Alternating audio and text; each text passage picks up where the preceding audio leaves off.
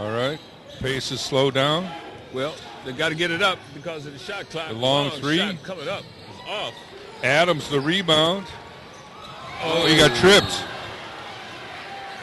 They call him for tripping. Yep. It was inadvertent, but... And my feet hit your feet, Roy. Is it your fault? Yeah, it was inadvertent, but still he impeded the offensive player from going for the ball, and that is a violation. And both teams are in the bonus now, 1-1. The freshman missed the first two. He's got to come through right now. It's important. And he misses again. That's 3 free throws that he's missed. Yeah, he's got to get Harris back in there, and he's getting ready to get his top guys back in there, making the appropriate substitutions. But the freshman came in and at least was steady. He put pressure on the defense, didn't score, but he didn't. Oh, nice to the basket, and it didn't foul. Wow. We talked about tight all the way from the start of this second half, Roy, and we're down to 8:06, and it is tight. Well, we'll see after these 2 free throws if it is all tied up. Adams at the line. Oh, got the bounce. 1-point game. And this is what you would expect out of a championship game. Close, tight fight, good defense. And we're tied. Game is all tied up here, Dennis. A new game with 8 minutes left. 49 apiece.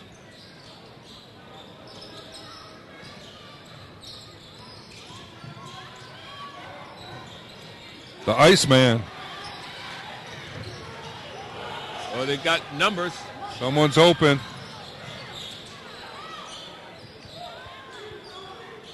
All right.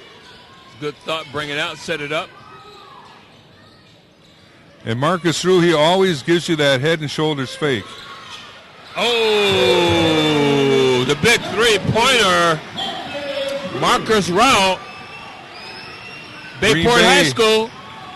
Yeah, and I putting think St. Leo's in the lead here. I think Bayport is up in the Door County Peninsula. Winston Salem has to call a timeout here.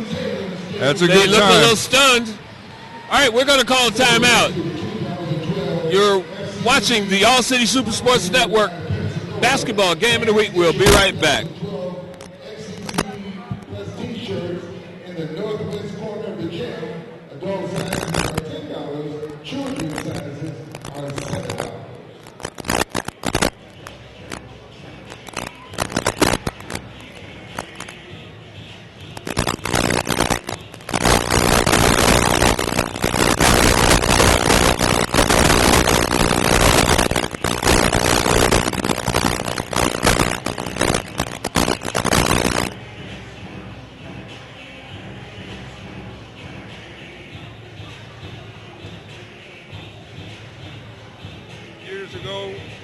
Heard a professor and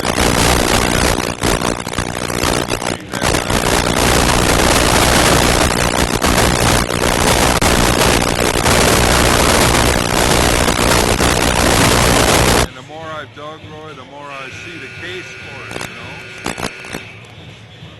And I talked to a lot of people about it. I have about 50 DVDs on related subjects and specifically on 9/11.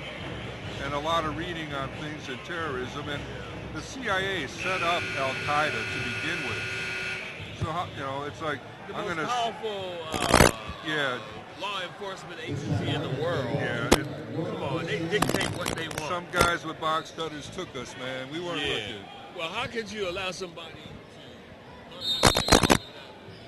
They couldn't even fly a little plane, much less do what they said they did. We'll talk about it. All right, long shot coming up, and it is off the rim.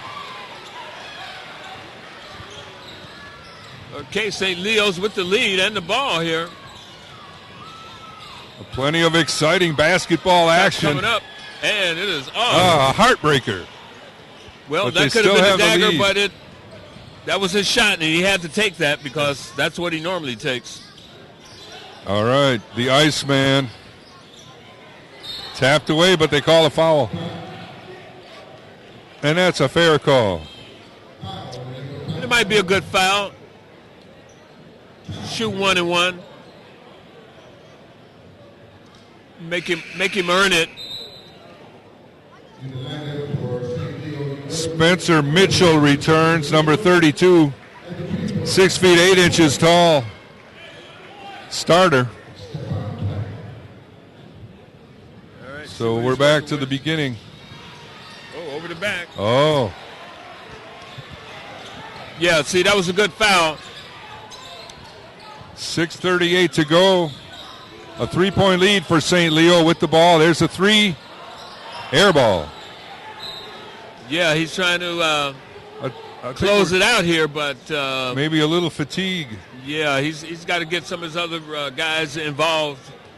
Because, again, when you do that, the other guys not involved, they get a little perturbed and lose interest sometimes. So you got to keep them involved. Yep. He's using his elbows to clear out the way, and you really can't do that. Exactly. You can't do that. Good call.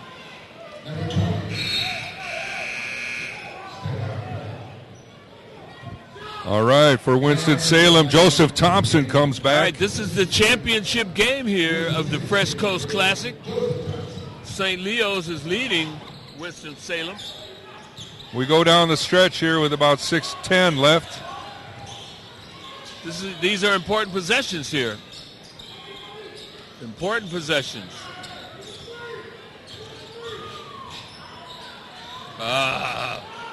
Three not so good plays. The last play, he missed a shot, and here a turnover.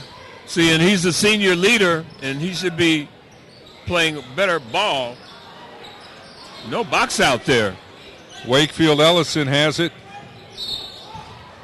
And they got a foul. Spencer Mitchell.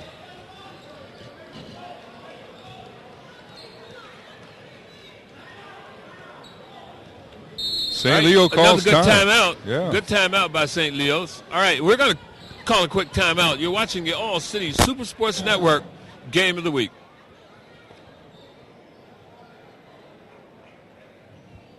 We would like to acknowledge our 2012 Fresh Coast Classic presenters and sponsors: Manpower, Direct Supply, Northwestern Mutual, Fellowship, Open, the Mandel Group, We Energies, Evergreen, Quarles and Brady, Community Financial Service Centers, Value Phone, and Forest County Pocket Wi-Fi Foundation. Hey, how'd you get that? I stole it. I popped this little kid upside the head and said, give me that. Way to do it, man. Rule. Yes, we are. You're a bully? I said, damn right I'm a bully. I take what's mine. So he took his Mac 9 out and said, please may I have it? And I said, please may I have it? All right. So he gave it to me.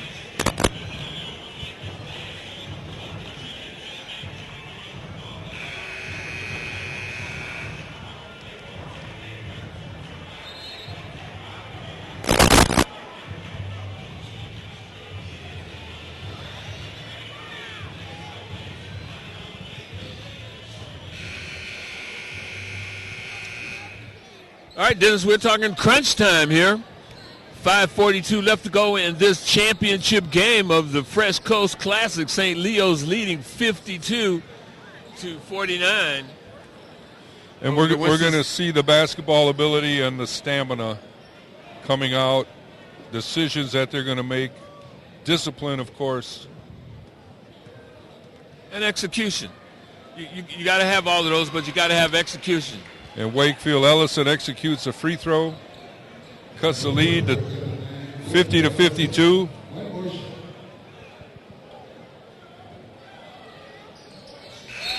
Nice.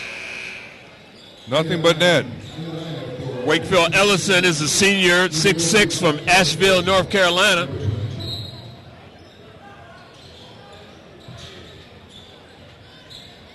A couple weeks ago, I was down in Asheville, South Carolina. Wow. How was the weather Spent for the you? night at the base of the mountain. The weather was fantastic. The Piedmont. Oh, yeah.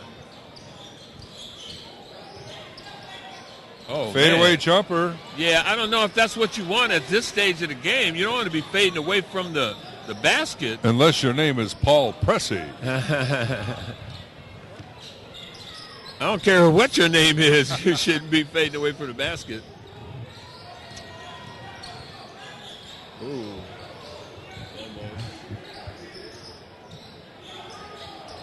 Ooh.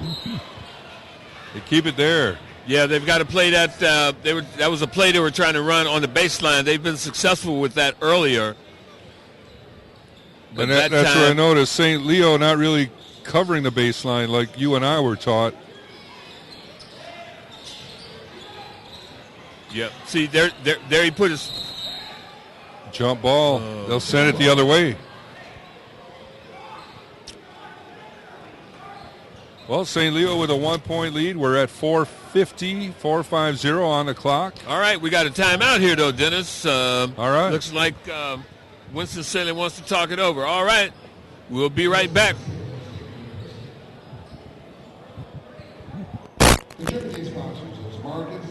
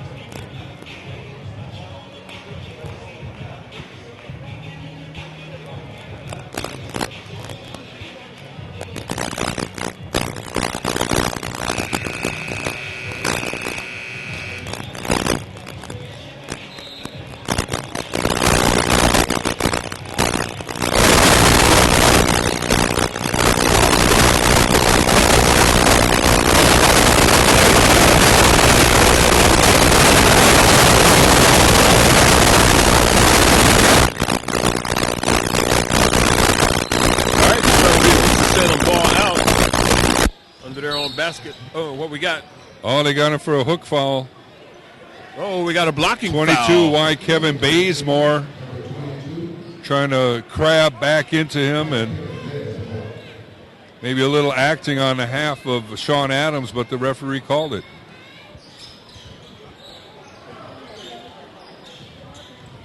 All right, crunch time is crunch time. 52-51, 4:44 left to go here in this final stanza of this championship game.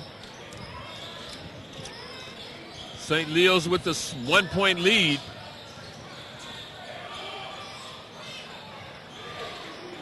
That kind of was a forced shot. Had three men in his face.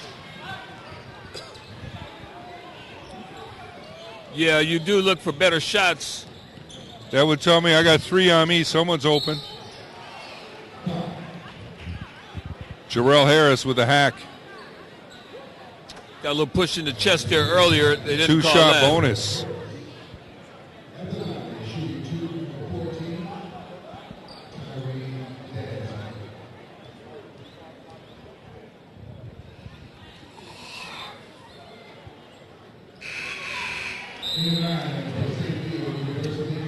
Ties this ball game up.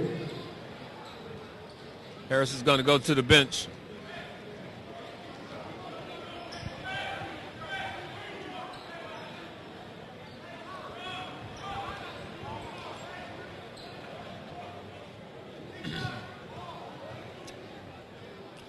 Another shot coming.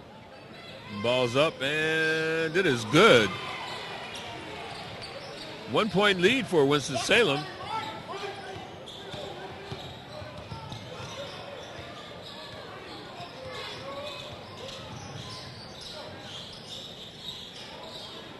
He's going to try to take this. This is what he's looking for.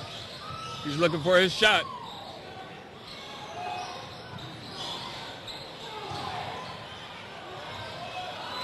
And I don't think that shot had a hope at all. They're in a hurry, and they don't need to be. Yeah, but he had to get it up there because the shot clock was winding down.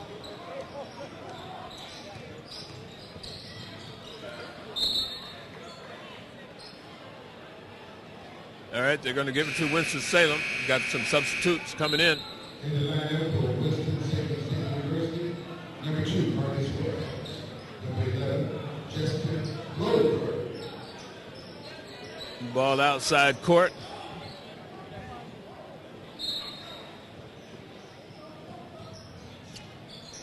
Way into the backcourt.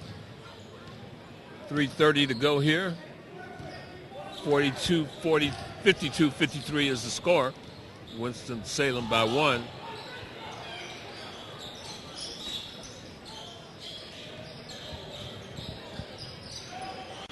Thompson, blocked. Good block.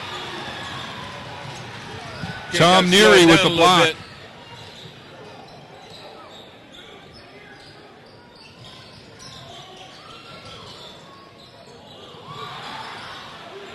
Bad pass. The senior Stolen. has really come up kind of short down the line when they really needed him to protect the ball a little better. He's had about 3 or 4 turnovers and missed shots. Ellison, the Iceman. And see when you don't get points, you give up points. That's a 6 or 7 point swing here. And it's time for a timeout. So you could have been up. You let him score. Could have been tied. All right. 2:39 to go here. We're going to take a quick break. When we come back, 52-55 is the score. Play on Sports, Washington High School TV Network, and of course 1290 WMCS Radio.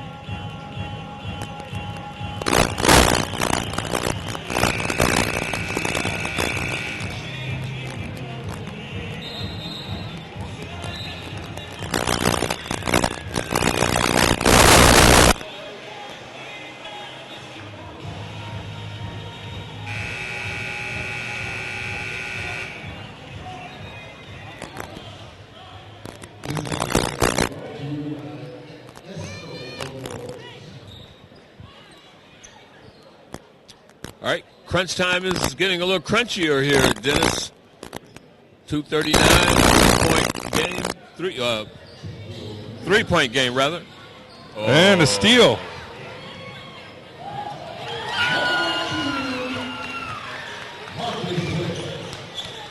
Another unforced turnover.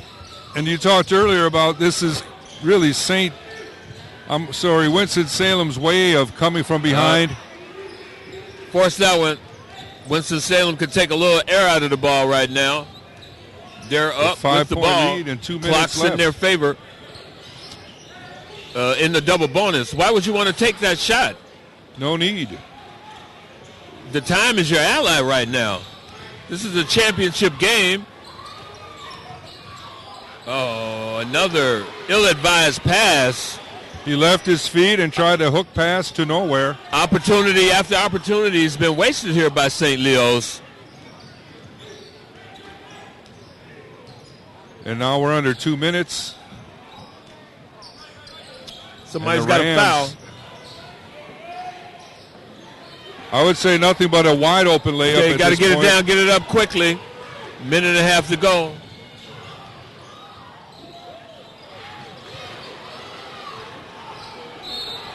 He's traveling. Yeah, he slid about 2 feet there. Get the tow truck. Get him up. A pushing foul. Well, that's what they got. Well, St. Leo's had their opportunities to win this game. I don't think there's any question about that. This may be a lesson learned how to handle adversity. And they could probably do it a little better than they have. Lots of unforced turnovers Put them in a tough spot right now. 1:23 left to go, trailing by 5 points, but this is still a lot of time, and we can't count them out of the game, but these 2 free throws are crucial right now. Got the senior on the line, shooting 2 shots. He's been there many times. Oh.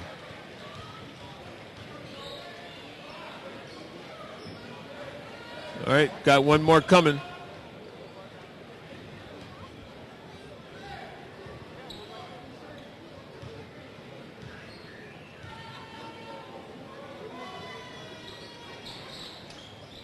Oh. See, now, this changes the philosophy. They need to get 2 3-pointers here. Before they could have gone down and got a 2-pointer and then a 3-pointer later. Oh. But with that free throw, now they need 2 3-pointers. The only advantage here, they can score points while the clock is not running. But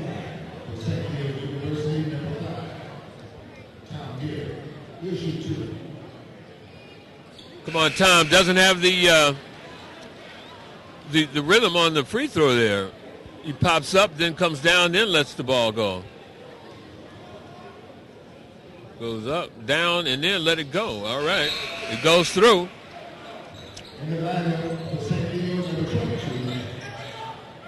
They need a 2-pointer and a 3-pointer here.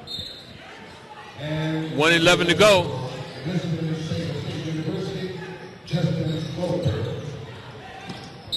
Walking. Good defense. Good defense. That's what you got to have.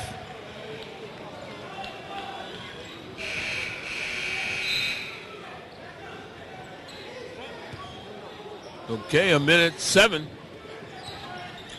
They've got time to. They need 2 points at least here, and then get a stop. Long shot.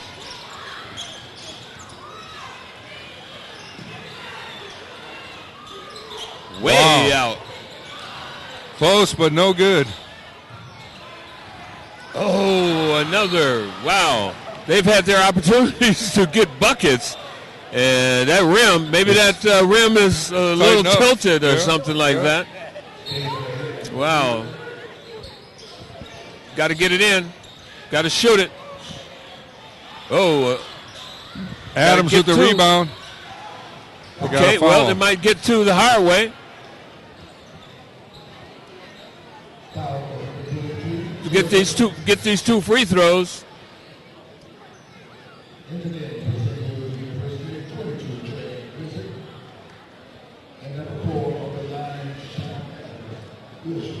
Important free throws. First one's good. 39.8 seconds left to go here.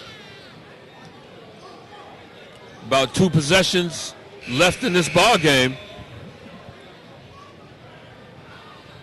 Do you foul here and put them on the line, or do you let them run their offense and try to get the ball back with defense? Okay, 2 points. They're gonna press all over. 3-point lead, 58-55. Winston Salem State.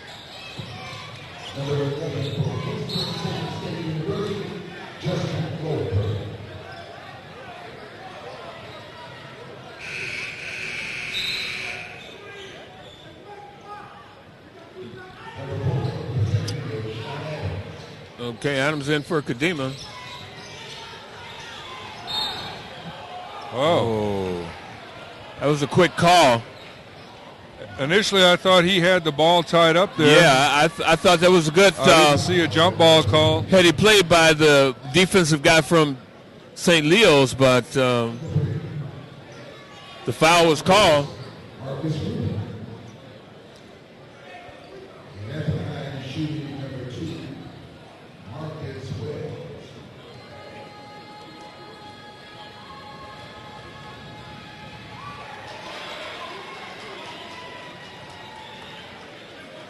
All right, St. Leo's has a hill to climb right now. trailing 59-55. This is a two-possession game with 35 seconds left. You see those free throws are so important. They really got to get to three right now. Got to shoot it. Oh, boy.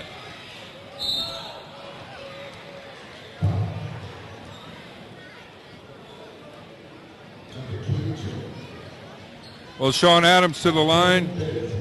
He's not been real consistent there. Maybe 50% free throw shooter. Got to have these in a steal. All right, That's the way. He's been popping them the last couple minutes here, so it makes it a 4-point game. Could bring it down to a three-pointer. Oh, it's up, and it's good. 3-point game. Adams goes out. Kadima comes in. 25.8 seconds to go in this championship game. Oh, it looked like he took a step. Timeout is called. Oh, just did get that timeout because they had him trapped over there.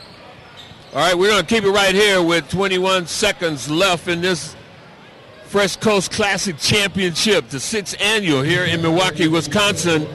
Coming to you from the Wisconsin Lutheran Warrior Gymnasium. It's St. Leo 57 and the Rams of Winston Salem State University 60 rather.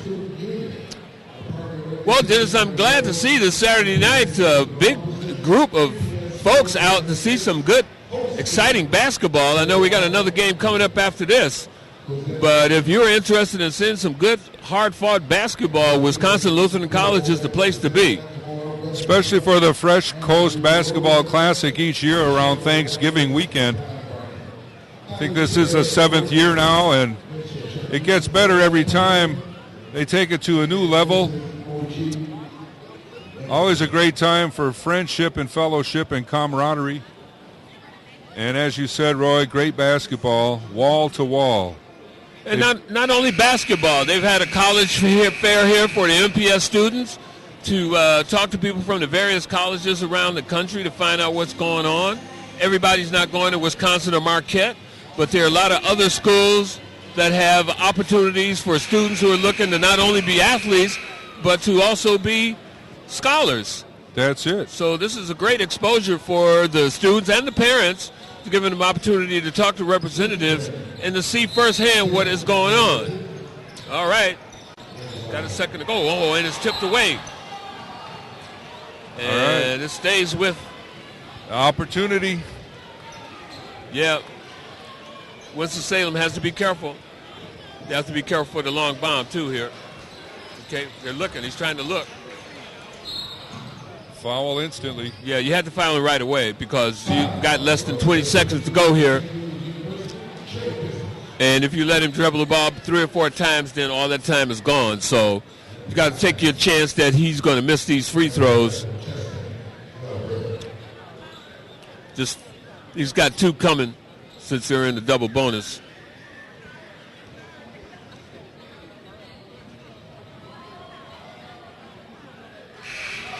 All right, and that might be the nail that closes the lid on St. Leo's championship opportunities here. Give them their first loss of the year, but we still got 19.5 to go, 57-61 in favor of the Rams. One more coming, ball's up, ball's down. It's a 2-possession game.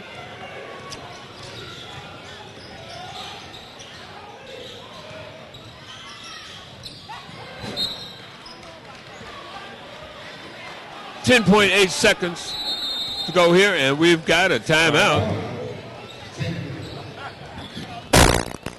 Well, this is a good timeout. This is a teachable moment. But we're going to take a quick timeout. We're going to come back. 10.8 seconds to go in this Fresh Coast Classic final.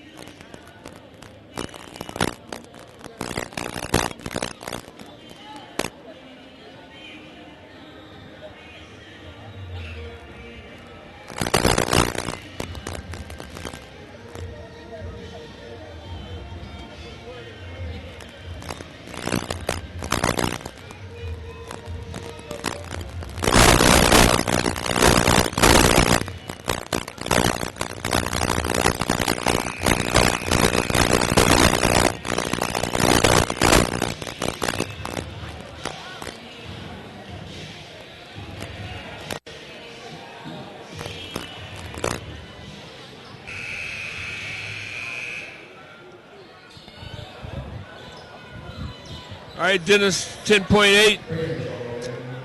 St. Leo's with the ball, trailing 57-62. Well, 5 points in 10 He's got seconds. to just shoot it. They should have had it in the net already. He got to shoot it. He got fouled. Yeah, well, but that's going to be it, and we do have a foul, and that's going to be it. There's a mathematical impossibility for St. Leo's to, in 3.8 seconds, with Winston Salem having the ball and the free throws to win coming this up, game. They might add to their lead. Well, even if you miss the free throws, 3.8 seconds, it's 57-62. It's a little bit too difficult to overcome. Yep. It's not a good rotation on the ball. Senior has to close this out here with a free throw. And Winston-Salem can just stay down here and let the clock run out. They got another point. 6-point lead. And at the buzzer, the new champions of the Fresh Coast Basketball Classic are the Winston-Salem University Rams from Winston-Salem, North Carolina, defeating the St. Leo Lions 63-57. Well, Dennis, it's been good work in this one. Good to see you. Happy Thanksgiving. And it was a great game. I think what we want to see in a game, close, a lot of talent out there. Ultimately, someone's going to win. Well, I'd just like to say that I appreciate the Fresh Coast Classic allowing us to come in and do this basketball game. And this has been a tremendous weekend, a tremendous basketball tournament, and we're looking forward to Fresh Coast Basketball Classic number 7 next year. All right. All right, you've been watching the All City Super Sports Network. We'll see ya.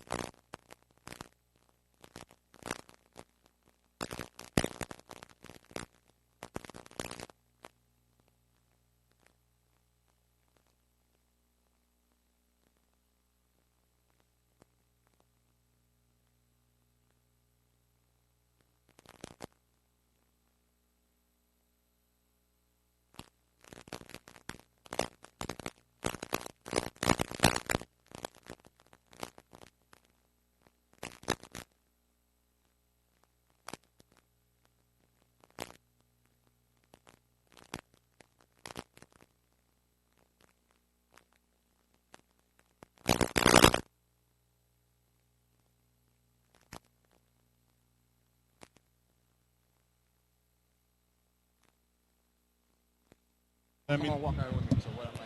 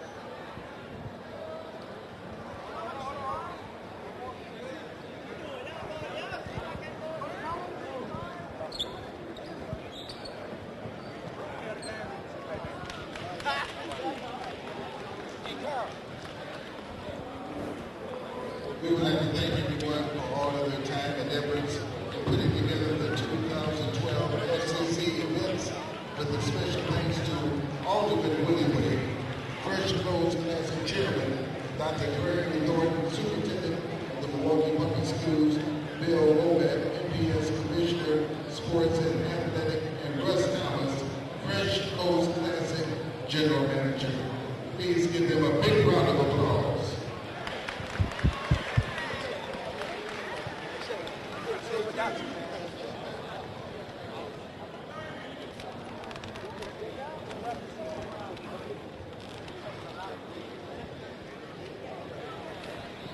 Doing, Coach? I'm doing well. All right, man. Look at you, boy. Doing well. All right.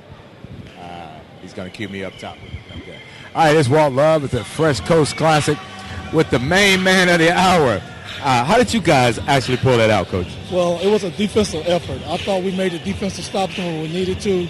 Offensively, our guys executed, and we hit our free throws down the stretch. If you can do those three things at the end of games, you can win.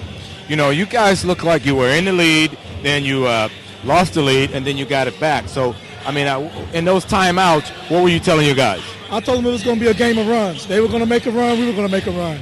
But who was going to make the last stand? And our guys did that. And, again, I told them if we finish down low and we hit our free throws, we got a great chance to win. Well, congratulations to you for taking the Fresh Coast Classic 2012. Will you be back in 2013? Absolutely. All right, thanks again. Thank you. With main man, Coach of, what's your college? Coach Collins. Okay. All right. Thank you.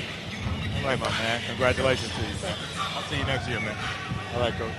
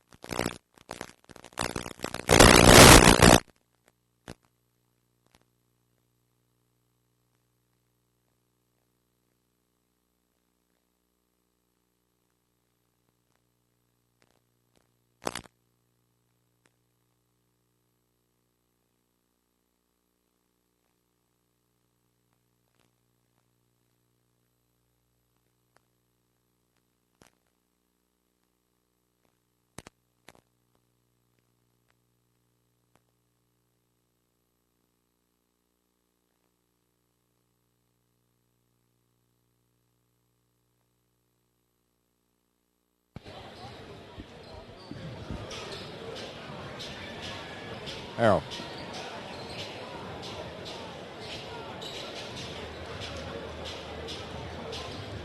Hey.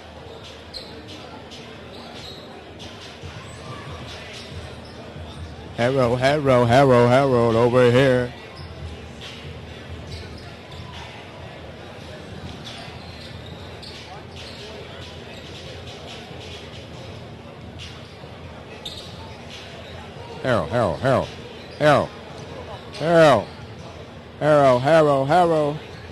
Harold, put your earmuffs on.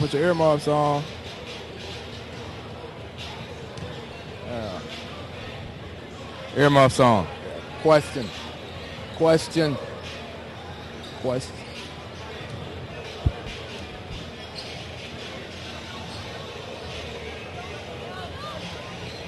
Question for you. Can you hear me now? Question for you. Now, you know, some of these people in the audience was probably from North Carolina.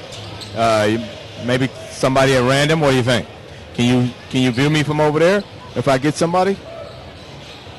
Okay. Which team were you rooting for? Which team I'm rooting for? Which team were you rooting for? Winston Salem. Okay. Can I talk to you for a second? Can you take this microphone right here?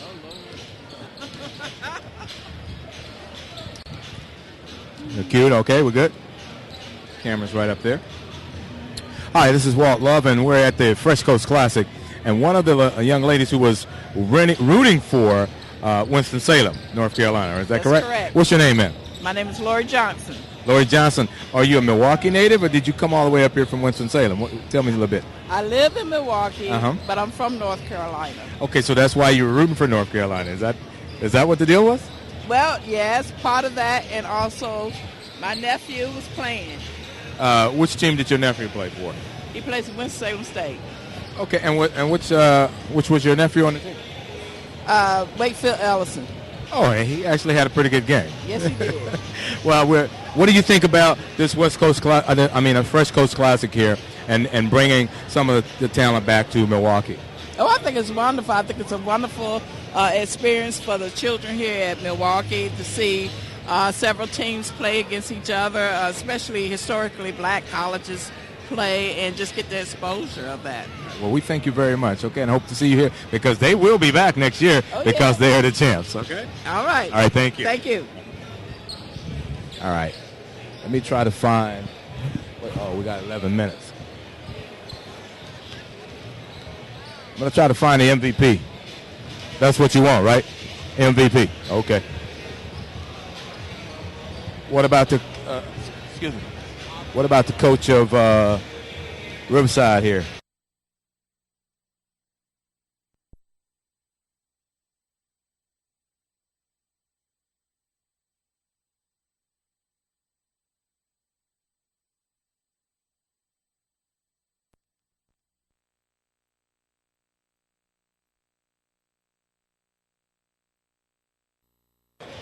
What about the losing coach? If I see the losing coach, what about him? No? Okay. You just want the MVP, right? Okay. Let me go over here on this side because this is the side that they're on over here.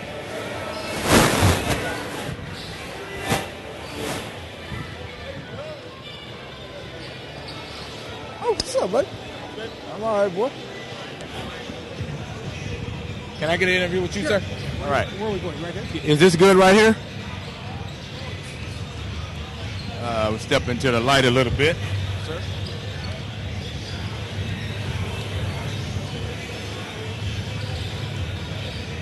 All right, we're back with Fresh Coast Classic, and one of the very important people who put this thing together, instrumental, and I tell you, this weekend has been going very, very good. Well, is there something you can say about the work that went into putting this thing together? Well, it's a lot of work, Walt, as you know. Anytime you do these kind of events, you know, we depend on our sponsors, a lot of people working behind the scenes, but most importantly, our support, our fans and people that come out, and our event is growing every year. Now, how did you collaborate putting together the high school and the colleges? Funny you ask. We used to compete with the Fresh Coast Classic. We used to have the City Suburban Classic, and we decided, why compete? Let's join forces. Let's get some high school and some college games at the proper size venue, right size the event, and I think we're getting better every year. And this is your 6th year doing this. And every year you always invite the winning team of the college piece back to the Fresh Coast Classic. So Winston Salem will be back. And what are you looking at bringing next year? What are you thinking? Well, we hope to bring another historically black institution, since Winston-Salem is the second one. As you can see, the regional flavor with northern Michigan, and of course the young men that represented Wisconsin and Milwaukee on San Leo's roster helped our attendance. Yes. So it just worked out that we had the good mix. Do we get that every year? I don't know. But this is a tough market, as you know, with college basketball. So if we can bring in two teams that can boost this market and then keep the historically black college flavor in the mix, we're going to try to do that. Okay. Well, I got a couple more questions. I'm going to come right back and ask you those. So hang tight with us here at Fresh Coast Classic with Walt Love and Russell Thompson. Okay, now I'm going to ask you what can help, what do you want, what are you looking for, if you need anything, and stuff like that, so you can put that in the mix here and they'll know. And then where they can contact you if they need help. All right? All right, we're back live with Russell Thompson here of the Fresh Coast Classic. Now, this has been going really, really well. What can take place? Oh, well, you're welcome, because it has. What can take place that would help this do better? Sponsors or people involved or what? We just really want our Milwaukee community to realize that over Thanksgiving weekend we've got this 2-day event, now a 3-day event. We've added the college fair, in which we've invited and involved Milwaukee Public Schools. We always like sponsors because they help us pay for all this stuff. And really, the sponsors help us with scholarships, all the event, bringing the teams in, and just to get our community excited about coming out to Wisconsin Lutheran College. They've been great here, and wanting to be a part of a Fresh Coast Classic event. We're part of Lake Michigan, and all that connection with our lake and Fresh Coast, and being around Thanksgiving, we're hoping to energize our community and get them excited about basketball. This is the start of the basketball season, and we think it's a good one. Well, how can they get a hold of someone from Fresh Coast Classic? They can just simply go to our website, freshcoastclassic.org. There's a link there that will get you right to us. Okay? Well, that's from the main man, Russell Thompson himself. Much continued success to you, brother. Walt. And you we guys are appreciate doing NATA community and All City Sports for supporting our event. All right, we appreciate you too. All right, that's it. And hey, we'll catch you on the X side. You're welcome, sir. All right.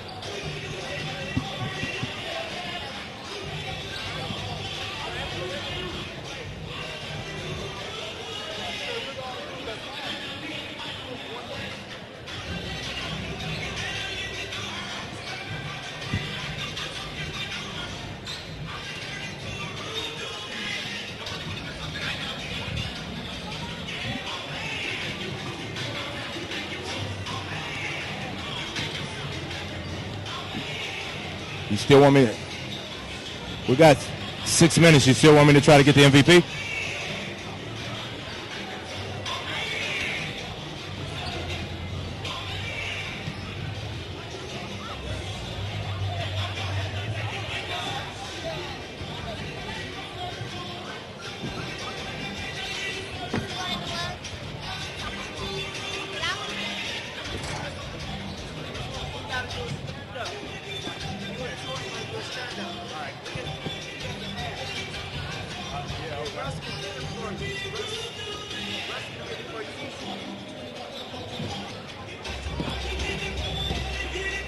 Hey, what about I can do Vic. I can do Vic right now too. Okay, cool.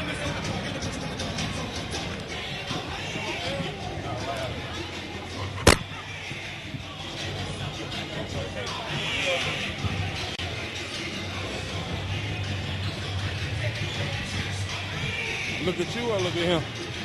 Look at me then. Look at that. You want when you're really just talking, you can just look at them. Okay. All right, it's Walt Love here, and at the Fresh Coast Classic, another very instrumental piece of putting this thing together. And I'm sure all of you are familiar with the Running Rebels. And this right here is the man who really orchestrated that. Vic, tell us a little bit about who you are and what your organization's about. Well, I'm Victor Barnett, director and founder of Running Rebels Community Organization. Been around 32 years, and this is one of the events that we are proud to be a part of, just working in our community and trying to bring people together. Vic, you are so instrumental in doing a lot with the youth in this community. First, I wanted to recognize that about you, man, because I've known you for a while, and I know you do a really good job with the kids. So, I hope you continue to do that, and I know you will. Oh, yeah. Vic, what is, this Fresh Coast Classic has really been going well. Is there anything that people can do to help you with the Running Rebels or help this organization, help the Fresh Coast Classic? What can they do to do that? I think the most important thing now is getting the community to support this event, because when we're trying to show our young people that there are positive things in our community, I think it's important that the adults support these events so that they won't be around for a couple of years and then gone. We're hoping this is our 6th year. We're hoping to be here 6 more. So we need the support from the community, and we hope we can be okay. Well, how can they get in touch with you and the Running Rebels in order to do something like that? Well, they can give us a call at our office, 414-264-8222. We're located on Fond du Lac and Walnut, and we're just trying to do what we can do to help the community and help our youth. Well, thank you, sir. You heard it from the man himself, Victor, and I appreciate it. Thank you, man. Congratulations, and much continued success. Appreciate it. Thank you, man. Yes, sir. All right, Dick. Do an opening, about teams and, I think you're on. All right, here.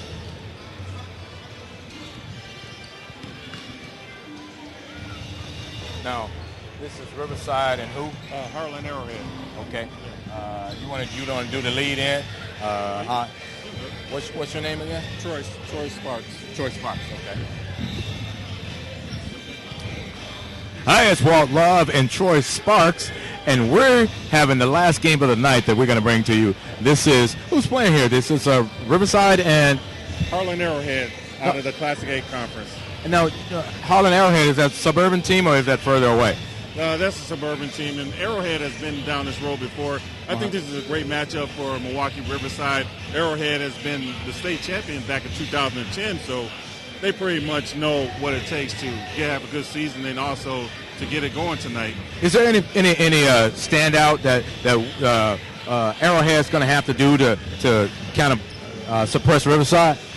Well, yeah, Kenny Finkel, and you have you have the Finkel brothers for Arrowhead, and they're both pretty heady players, both guards. They just came off of a football season, actually a football championship at the Division I level. So it's a couple of weeks into the basketball season. They just got to get used to that now. All right. Well, I tell you what, sounds like we got a good one just ahead. We'll be back on the other side with the tip-off.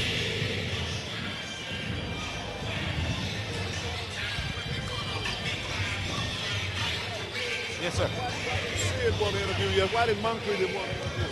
Because he's coaching with the Bucks. Right, I know that.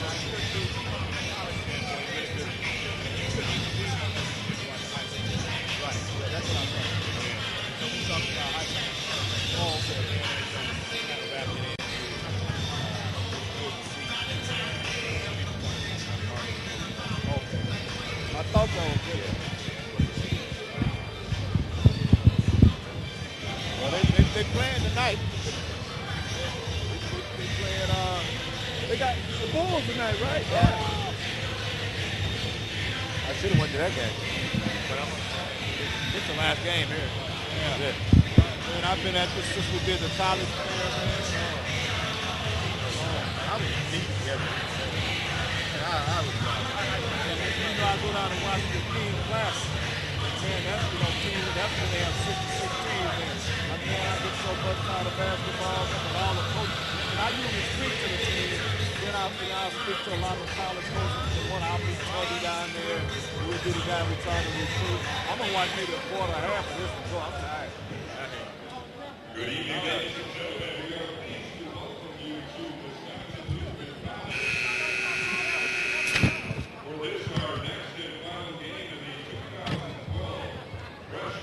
Basketball Classic. We've already had the national anthem to begin the game, so we will move directly into the starting lineups. For the visiting team, Hartland Arrowhead is welcome number 2, Dominic Connorcello. Number 3, Kyle Corman. Number 52, Billy Hirschfeld. Number 14, Jackson Andrush. And number 23, Kenny Finkel. I got him right here.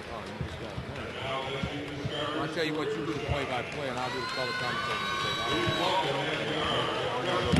We throw it back and forth, you know. Yeah. Also at guard, a junior, 5'11" inches tall, wearing number 23 tonight, Nick Collins. At guard, a senior, 6 feet 3 inches tall, number 24, Elijah Briggs. At forward, a junior, 6 feet 9 inches tall, number 33, Robert Harris. And at center, a senior, 6 feet 8 inches tall, wearing number 44, Ravon Posey. And Vice Riders, Mr. Tyrone Rock Lewis.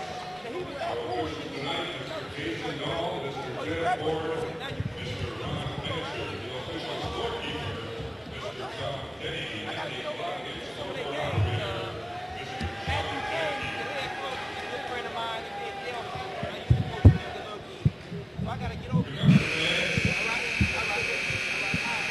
Good sportsmanship is defined as respect. At the Fresh Coast Classic, we urge all of our spectators to respect the decisions and judgment of the officials. Be a sport. Support the officials in tonight's game. Thank you.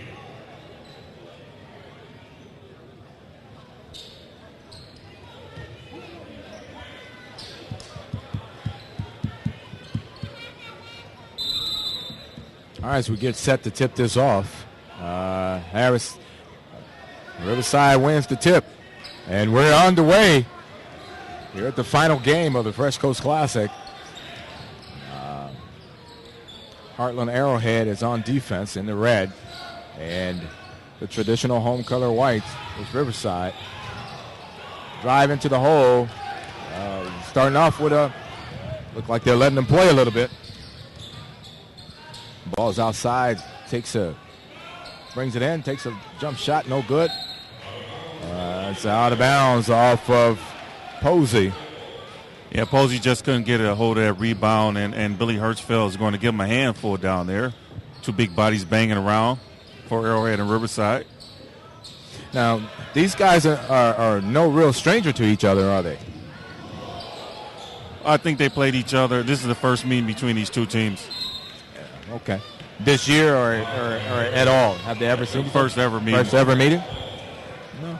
You know, I'm sure they've heard about Riverside down in Arrowhead there, and I'm sure Riverside have heard of them. Well, Riverside, I mean, last year was a disappointing season because they didn't reach the state tournament like they hoped, and this year they're going to try to get up there and get the title back from Rufus King. They won the title a year ago. Well, Coach Rock is a pretty good coach, yeah. And if he have his team playing quite well, I'm sure they're intending to do that tonight as well as throughout the season. Nice pass down there from Jackson Abrist to Billy Hirschfeld. Kind of looked like he carved him up there onto the hole. Well, yeah, I mean, look, some of those guys just came off of an undefeated football season. Hartland Arrowhead did win in the Division I state championship about 2 weeks ago. So it takes a while to get your bodies adjusted from football to basketball. Well, that looked like it could have been a charge or a blocking foul. Nothing's called. And as we go back to the other end, Arrowhead has the ball. Takes a dribble inside. Kicks it out to the wing. Shots up. No good. Rebound, Riverside back the other way. And that's Brandon Isbell with the rebound for Riverside. Now he shoots the ball. That was a good shot right there going in the lane, but they called him charge. Finally, a charge is called. So As you see two different types of basketball here. You'll see the city conference. They like to go up and down. You like to see, let's say, Arrowhead, suburban-type basketball, possession, controlled. If they have their way, it'll be a low-scoring game. That's a big three-point shot. That's Kyle. It's just awesome. I mean, city basketball is a little bit different than, when you play in the suburbs. You got the flair of your dribbling and whatnot. Great hustle. Almost stole the ball. And Tyrone Lewis is going to call a timeout for Riverside to get his team organized. They're down 5-0 already. Well, it's early. It's early in the game, however, but, with the intensity that Arrowhead is bringing to the game, Coach Rock is going to have his work cut out for him here this evening. Yeah, I think this is a pretty big year for Riverside, especially where they want to get the respect.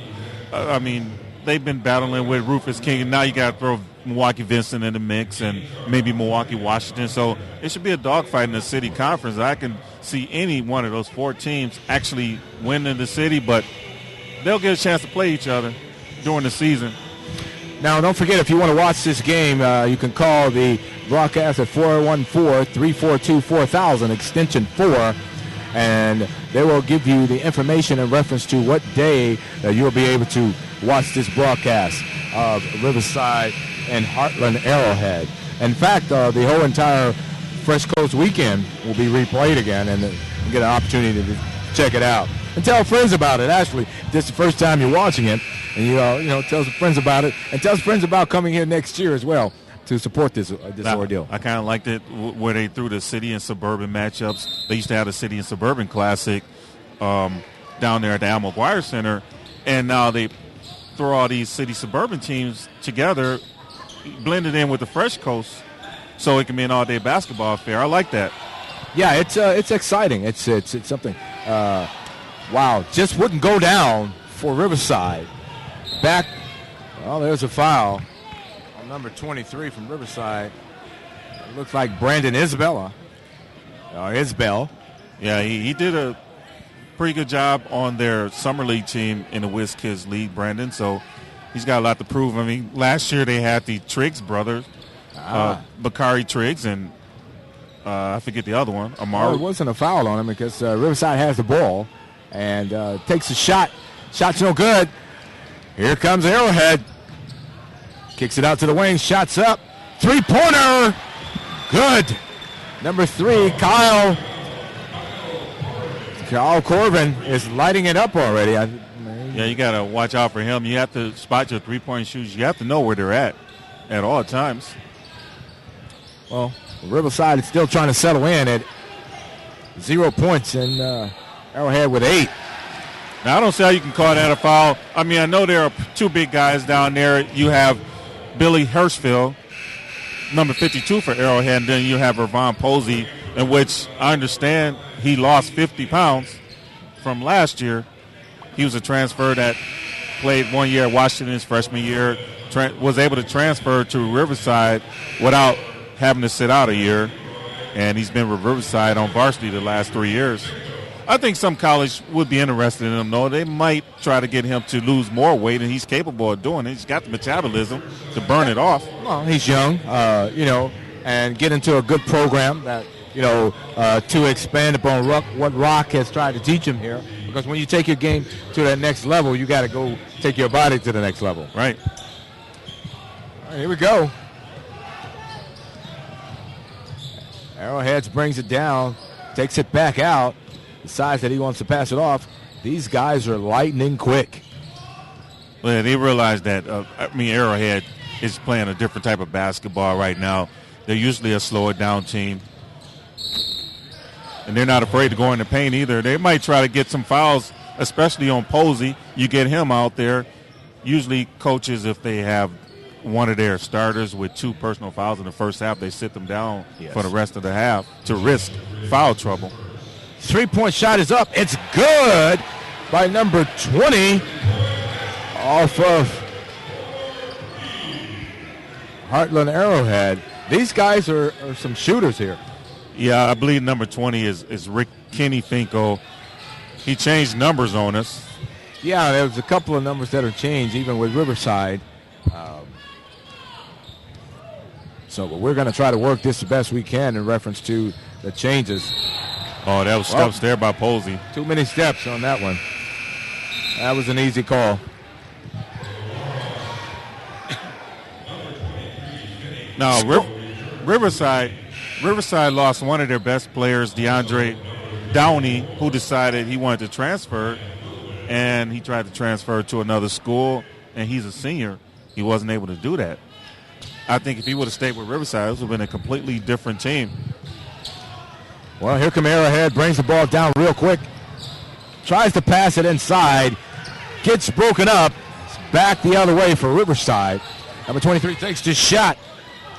Those shots are good. just not going down. It's not going down right now. However, Arrowhead's back, shot up. No good. Rebound. Arrowhead passes it back around, over to the wing, inside. Kicks it out. They're moving the ball here. 3 points up. No good. Rebound number 4, Dixon Jr. Oh, Riverside's come back down, stops inside the paint, then brings it back out. Wisely so. What do you think Riverside's going to have to do to get back in this game? I mean, they're down by 11. They have to attack the basket. Arrowhead is playing man-to-man. There has to be somebody on that team that can drive to the basket. Ill-advised pass thrown away. Arrowhead catches up with it. Passes it back out. Got guys open. Getting ready to take the shot here. All right, fakes it, gets caught inside, brings it back out, repasses it. Oh, what a move. Dribbles, shot up, shot's no good, rebound Arrowhead, and there's a foul. Like a Riverside foul. But how is it that you allow them to get the offensive rebound? Basic fundamentals such as boxing out would take care of all of that. I mean, if Arrowhead misses the shot, you go down the other way if you can get the rebound first. Well, how about so many open shots? What can he do to combat that? They just have to keep playing Riverside, push the ball up tempo, just push the ball down court. These guys have got an inside pass, good pass, blocked shot by Arrowhead. Number 34. That was Brandon Kim blocking that shot. And Arrowhead really doesn't have any size. They have average height players out there, but it seemed like they're the quicker team. It seemed like they're Riverside, and Arrowhead should be Arrowhead as far as switching the scores around. But I've never seen a 11-0 score. For a start of a game, the first quarter. Right. Haven't even scored. So that was a little trouble getting it inside off the out-of-bounds play. Riverside's going to have to settle down here and at least get off of that donut, and I think they'll be able to go forward. Another block shot by number 34, Brandon. He's 6'6". This guy is a senior, and he's ready to play. Yeah, they certainly are going to make a statement in their conference, the Classic 8. Three-pointer, rebound 24 again. He's fouled by number 33, Robert Harris. Now, that's Harris's fault. He should be trying to get the rebound in good box-out position, good defensive position, and there's no way he should be letting anybody get in the offensive rebound. Well, Harris is a 6'9" forward. He's a junior, and he's a little bit bigger than the other guy by about 3 inches. So, yeah, he is tall, but he's also really wiry and thin. You know, sometimes tall guys think they don't need a little bulk up a little bit or put a little muscle on them. Sometimes that really helps you in situations like this. Well, no question. Arrowhead's, some of their players are bulked up because they played football. They are multi-sport athletes. Really scrapping at the ball. Arrowhead is not letting anything go. They are really relentless in trying to score the basket, get the ball, all the loose balls. They're doing the intangibles right now. And Riverside, what do you think? Any basket they'll be happy to get, and maybe that'll jumpstart their offense and they'll play better on defense. Have you ever seen a quarter with Riverside not scoring at all? No. I can see maybe Rufus King handing Riverside a donut at this point of the game. Okay. Well, Arrowhead was a little aggressive there. Offensive foul. Ball goes to Riverside. Good offensive foul position by Nagai Dixon Jr., and he took one for the team. Sacrificed his body just to make sure Riverside gets another shot. Well, with a minute and 10 seconds to go, score is 11-0. Arrowhead. Riverside's got to get into their mix and make something happen here. They're going to have a long night. See, with Posey, he should be somewhere near the basket. He should be by the basket. I don't think he's comfortable being out there by the free throw line trying to handle the ball. He's probably not even sure where he should be. Inbound pass, no good. Thrown away. Arrowhead is after every possession. Using the ball and playing. Go inside, passes it out. Fake the three-pointer, didn't take it. Back out again. And he goes inside. Shot's no good. Gets his own rebound. 14. Looked like he may have taken a step. No call there. And Posey comes down with the rebound. Now Riverside's got 27 seconds left in this quarter. And they need to get on their basket count. Shots up. No good. Rebound by Posey. Again, Riverside is a little lackadaisical with the basketball. 10 seconds here. Still 11-0. Yeah, that ball was stolen by Ricky Finkel. I don't know, if I'm Tyrone Rock Lewis, and you had a stat sheet right there, you show your team the shooting percentage of this quarter, it would be embarrassing for the Tigers. Well, he hasn't called a timeout at all in this quarter, and, sometimes you need to do that, but I guess Rock feels this way. He's going to let him play through this flunk. Now, some people would have thought, give and go, air ball. They need to get it down, get some kind of shot up. Takes the shot, and it's good! Wow! That was a nice shot by Tavon Matlock there. I didn't even think it was going to go in. Circus shot at the end of the quarter makes it 3-11. Riverside is down. Hartland Arrowhead is up. And as the first quarter ends, we'll be back with more on Fresh Coast Classic right here with Walt Love and Troy Sparks.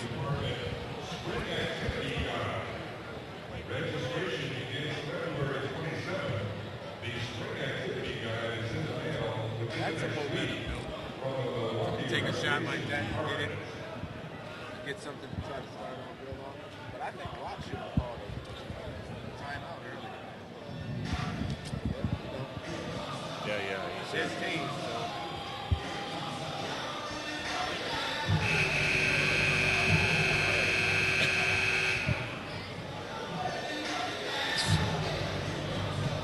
Ladies and gentlemen, have you lost your cell phone? Events now has found a lost cell phone. Ladies and gentlemen, check for your cell phone. We have a lost cell phone at the ticket counter in the lobby. We're doing good. If you want to change anything, let me know. Because you know more about stats and stuff about these teams. I really don't. Okay. All right, as we come back in, Arrowhead's got the ball. Start of the second period here, second quarter. Guys that study passing it all around, and now going to the basket. Got loosed up, had the ball. It's on the floor. They're fighting for it. He's got his leg. It's Hirschfeld and Ravon Posey down. Well, Posey was up there just trying to get his ankle free from Hirschfeld. Now, actually, these two teams played each other in football in the final round back in 2006. Riverside was up at that point 24-20. Arrowhead came back, won the game, and this was the one step away from the state. And wow. Riverside had the lead, and Arrowhead came back, and they won the game and went upstate in 2006. There's a lot of pass going on. Posey misses inside, but he was fouled by a Riverside player. I believe it was on number 52 from Arrowhead. I'm not exactly sure if that is. That's Billy. Posey's at the line. Misses the first shot. Actually, Kenny Finkel. Yeah, if I was on Kenny Finkel from Arrowhead. It's actually on number 23, Kenny Finkel. No, Kenny and his brother? Yeah, his brother Ricky. They had an older brother Russell Finkel, who played on that state championship team in 2010. Takes it all the way in. Rebound. Fight for the ball. Another jump ball. So these guys are starting to hustle for this ball here. Yeah, they have to, because you can't go out like that. I mean, especially being the last game to close out the First Coast Classic. Now, I actually thought that the King Racine Case game should have been the last game today instead of on Friday. This boy is on fire. Kyle Corin got at least 2 threes, maybe 3 threes. There's going to have to be some defense on that. I think they can pressure Arrowhead like full court, because almost all your city conference teams press anyways. They run up and down the court. They apply pressure defense. That's pretty much their mark in the city conference. Well, it's going to have something happen here at 3-14 with 6:42 left in the second quarter. Arrowhead is up by 14-3. Riverside's got to find some offense here. They're with the ball and trying to see what they're going to do. I mean, you've got a lot of time to move it around and try to get a good shot, but at least they need to make good passes. Here's a shot up. It's no good. Posey gets the rebound, puts it back up, misses it, and Arrowhead's on the way. Takes it to the hole, and it's good. Again, Kyle Corin. Yeah. They're going to have to stop Kyle. What Rock's going to backcourt violation? Well, you got mental mistakes here. The first day of boys basketball practice was November 5th. So both of these teams, about 3 weeks into the season, you're going to have your mental mistakes. You have to straighten them out within the next couple of weeks. Well, Arrowhead's on this end with the ball, and they're moving it around, and these guys are moving quick. So the conditioning maybe from playing football has helped them in terms of at least being able to have the energy. Kicks it out, 3-pointers up. It's no good. Posey almost has the rebound. Riverside's got the ball. Got to get it up. Takes up cross dribble, passes it inside. Bucket's good. That was a great cut to the basket by Brandon Isbell for Riverside. Or Nick Cobbins, they said. 23, okay. Oh, Arrowhead, big man takes a shot right in the paint. Misses it. Riverside comes off with the rebound, going back down court. Number 24 has the ball, which is Briggs. I'll back out to 22. And if these numbers are right, was it Bobby? Okay, Briggs is going to do what he's going to do here. Trying to get it into Posey. Has it into him inside on the box. Kicks it back out. Looked like they were going to do a 2-man here. Back to Posey. He just turns around and flicks it up. Maybe wasn't aware where his position was. Well, Posey could have positioned himself deeper to the basket. He outweighs Hirschfeld by at least 30 pounds. Hirschfeld's a little solid. Posey isn't. Wow. Count the basket, block and foul on Riverside. Number 35, I believe it was. And number 30. Trevon Matlock. Wow. Went from bad to worse. And Jackson Abrams is at the free throw line. He is actually a second-team All-State in football. So you have some well-rounded athletes. If you've ever been out to Arrowhead High School, I don't know if you have or not, but it's real big out there. It's like a college campus. That's all they live and breathe sports 24 hours a day. Huh. All sports. So that's the school that I heard about that was really has a great facility and really practice really hard and go real all out. Oh, yeah, every sport. I mean, my goodness, you got 100 guys on a football team. They don't cut anybody. Everybody just don't play. But if you have a big squad, it makes you look tough. Well, Riverside tries to get the ball inside the Posey. Misses it. Comes back all the way. Almost a rebound here. Yeah, Brandon Kim, was number 5 for Arrowhead, was trying to take that one all the way. It was a little off balance, but it almost went in. Well, Dominique tried to get the ball there, number 2 for Arrowhead. which was a running back, I believe, on the football team. Yeah, he was. Dominique Talarello. Yeah, he was a great running back in the game that I see. Maybe that's where the quick movement and the lateral movement and the being able to, if you're running a football, take that and be not to carry the ball when you're dribbling it, but at least to have that quickness to make the moves. Well, you look at Kenny Finkel, number 20 out there. He's running across the middle, and once they gave him the ball across the middle on a pass, he kept going. He had real good speed on the field. And it goes inside.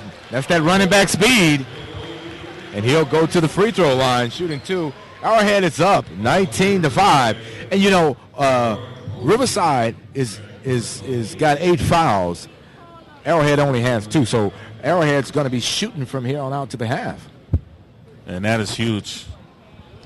Just got to make the free throws, though, if you're Arrowhead, but that is huge. And this is untypical of a Riverside team. Maybe they're just trying to figure themselves out and get some kind of identity, because they have been mentioned up there with King and Washington and Vincent, and they have to deliver. Well,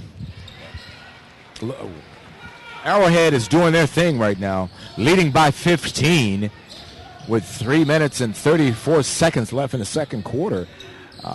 Very uncharacteristic of Riverside's play, or what is expected of Riverside. You would think they would be quick and can keep them from coming in. Down the hole, right to him. Number 20, Ricky Finkel. Riverside is kind of stunned here. I mean, you can tell the quickness coming from football. Brandon Kim also played football. Jackson Abresh, as I mentioned earlier. I mean, these guys, they just have the discipline to train their bodies for football and basketball and whatever other sport that they compete in. Riverside has dug themselves into a phenomenal hole here, and it's going to take some miraculous defense and scoring to do this. Which way should they start to get back in this? They should start on defense, but they have to get down the floor, too. They have to get down the court and stop Arrowhead, because you have a quick team out there, and you don't think of an Arrowhead team as being a quick team. You expect them to be a little slow and bring the ball up, but they're running, and they haven't been stopping. They have not stopped running for a while. Well, there's almost a turnover by Arrowhead. And then you also have to take in consideration that these guys have played multiple sports together for maybe 4 or 5 years. Like maybe they play football together and then they switch over to basketball, so they pretty much know where they're going to be at. Great piece of ball movement and handling by number 5. And it's just awesome. These guys are really coming to play tonight. Just doesn't seem like Riverside has an answer at this point. Yeah, they have to figure some things out, though, before their next game. Can they do something at halftime to make it a more competitive game? Good move, good handles, but the finish just wasn't there. Arrowhead brings the ball back down. Finkel goes all the way coast to coast. Misses. Rebound by Arrowhead. Ball's knocked out. Stays here on this end with Arrowhead. Well, I don't know what kind of coach Rock Lewis is. I mean, does he yell at? He's not yelling at them out when he's standing up there, but I'm not sure if he's a mellow type of person. I mean, as far as addressing his team at halftime, if they're down by this margin. But somebody on that team has to step up and say, we got to get this done. Look like there's just no defense. Nothing. They're not doing the fundamentals at this point. The blocking out, the taking care of the ball, and going for the loose balls and those kinds of things. Well, maybe at their next practice, that's what they'll be doing, the basic fundamentals. See, look, number 30, Tavon Matlock was trying to get out of the way, and then his teammate drove past him. Spacing is very important in basketball. You have to know where you're going to be at. Yeah. Arrowhead knows where they're going to be at. Look at the spacing. Everybody's separated. Well, inside. A good block shot by number 10, Lavelle Henderson.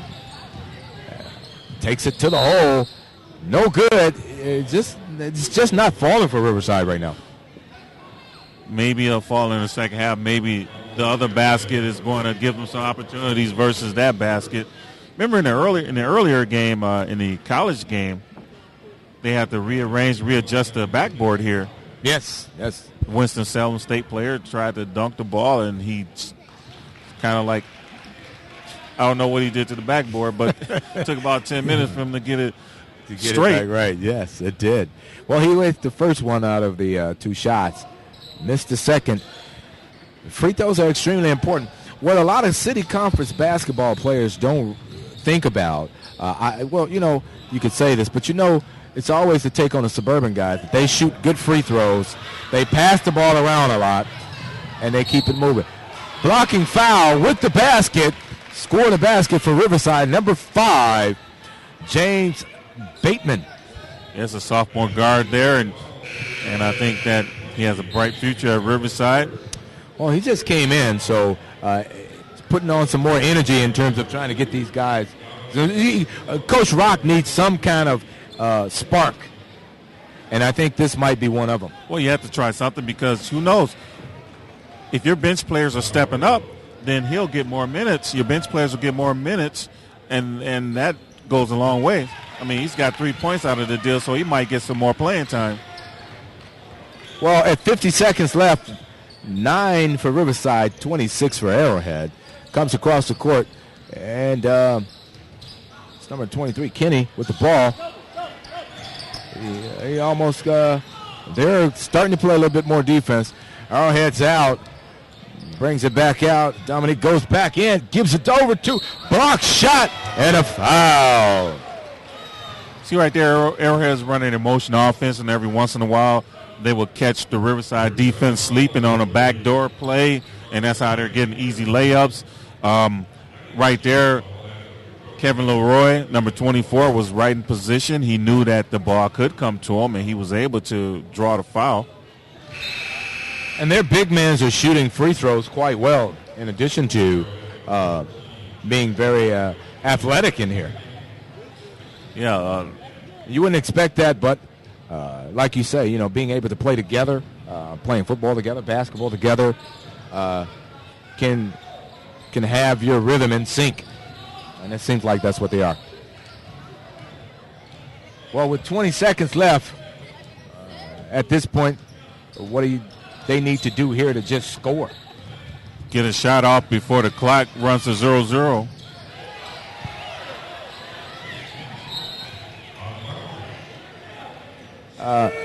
Number 10, Lavelle Hudson, had a shot, should have taken it on the box, but didn't feel good about it, decided to pass it. You only got 5 seconds. You got to get something up. Ill-advised foul by number 2 from Arrowhead, which is Dominique. Dominique Tortorello. He ended up bailing out Riverside that time, but it was not a shooting foul. 2.5 seconds. That's where fouls come into play. If it would have been, they would have had a 1-and-1. 3-point up, and it's good. Same guy that made the first one in the first quarter, so he's got 6 points. Buzzer beaters. Madlock, we're going to have to call him Big Shot Lock. Yeah. I've coined the phrase, Big Shot Lock, and for Riverside. Well, we're at the half. It's Riverside's 12, Arrowhead's 27. And I tell you, it's going to take a lot to get back in this game. What does Rock tell his team at halftime? He tells his team to slow the ball down, put a little pressure on Arrowhead, and not only that, make sure you know where they're at, because both teams are playing man-to-man defense. Okay, well, that's what's going to happen. We'll be back on the All-City Network at the Fresh Coast Classic. We'll return with the next half coming up.